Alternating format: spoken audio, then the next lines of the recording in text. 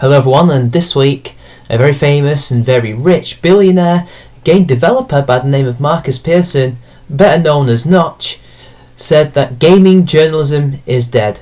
And in a series of tweets, which I will get to, he basically just lent credence and implied support to Gamergate and those of us who are against the social justice warriors and the gaming press at large. So I'm just going to run you through the tweets and give you my opinion. And thankfully I've waited a few days to talk about this because Miss Randi Harper appears to rear her ugly head and it gets slightly more interesting. So let's begin.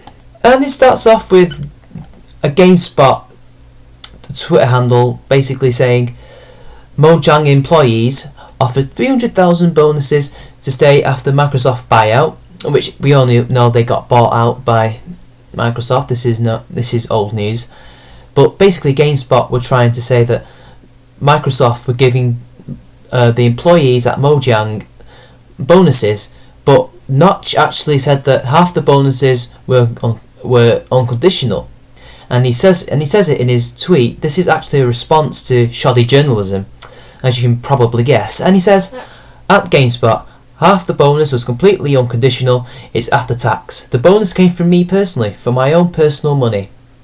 I just think, wouldn't he be a great person to work with? I mean, I've had my doubts about him. I've criticised him before in private and on a podcast I used to do once actually, but I'm not shilling. That's gone, dead and gone. But you know, I just think he's known for Minecraft and that's it. And every time he tries to do a new game, it's like, oh no, Minecraft. But you know what? I can't fault him for paying out of his own pocket his own employees' bonuses. I think that's very good leadership, in my opinion. So he continues to talk about it, and he says, the reason we didn't announce it was that I figured people knowing all Mojang employees has a lot of money could be bad. I think, that's true, because a lot of people in this current economic climate will kind of be a bit bitter towards these employees getting so many bonuses at such extortionate prices. To be fair, I'd love a $300,000 bonus, I'm not lying. And then somebody asks him, Notch, some things don't need to be made public. Show some restraint. #press fail. Do you want everyone to know your bonus? And he replies, at SC Slug, no, but it's already out there. Someone released a book about it where it seems to be implied MS paid it. MS being Microsoft, of course.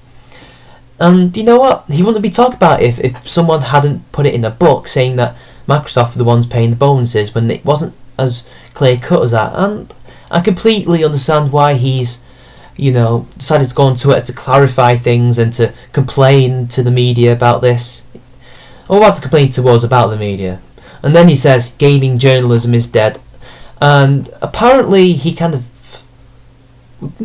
fell back a bit, Kind of like, oh, maybe I said it a bit too harshly. But he's basically saying what a lot of people are saying, and I completely and utterly agree with him. I don't necessarily think they're dead as such now, but as a force, yes, I'd say they're dead. They're dying as businesses, though. And then Miss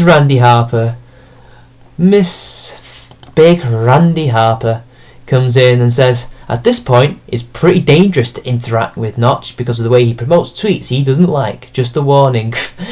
Of course, trying to make it look like he's some kind of evil white male misogynist shitlord and that he's going to somehow ruin someone's career because he doesn't like tweets. He didn't like the tweet because it was factually wrong, and that GameSpot were trying to print it as if it was fact. And that's shoddy journalism.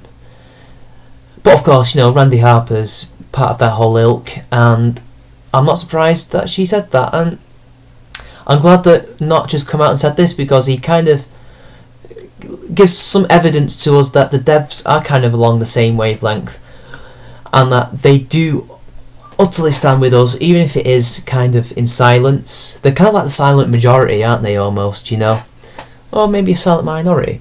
So I'm glad that there's a lot of developers that are still having ties with the consumers, with the fans, that they still respect us and know what we're going through, and that they wish they could speak out, but most of them can't because of people like Randi Harper basically in that tweet trying to blacklist him. I mean, she's trying to make it look like he's a shitlord. He's someone who will censor you, ironically. But really, she's just trying to blacklist him. He'll be on the block bot at some point. Although I think they may have destroyed it at some point. I think that's probably gone now. But she'll still try and find a way to get rid of him. Although in my next video, which will be coming later on in the day, which is basically in several hours because this is now 1 o'clock in the morning. So until then, this has been Chime-Man93. Like and share the video. Drop a comment in the comments box if you want to discuss your opinions or to say hello or say that you liked the video, if you hated the video. And if you really like this video and you like others, subscribe to my channel because believe me, I need it. So without further ado, I'll see you.